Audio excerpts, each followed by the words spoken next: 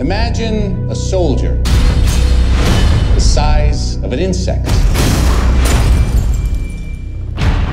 The cool thing about Dolby Atmos is that it truly is surround sound. It's to the left, to the right, to the front, above you, behind you.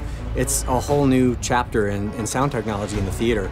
And we mixed Ant-Man in Dolby Atmos, and it really does put you in the center of the action. It was very, very fun as a writer, knowing everything you're going to write is going to boom and bounce around the theater. The sound's going to blow you away. As a composer, I'm a huge fan, and I hope all my movies get played in Atmos, because it was the best sounding that my music has ever been in a movie, honestly. God, get out of there! When Ant-Man gets this big and the ants are this big, the sound is so important to translate that size ratio and also to translate the sort of humanity or the relatability of the ants.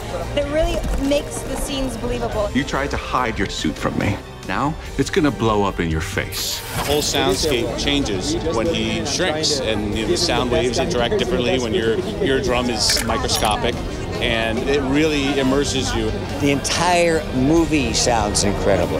Dolby's my hero. I've been watching you for a while. That Dolby achieves through sound is one of the reasons I think people are going to want to keep going to a cinema.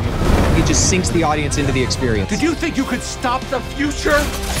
When you have Dolby Atmos, you can specifically place sounds in the environment in a way that you couldn't have done before. And it's perfect for Ant-Man because the movie shifts perspective radically as it goes along. It's better than it's ever been before, and it really is a crucial part of the storytelling.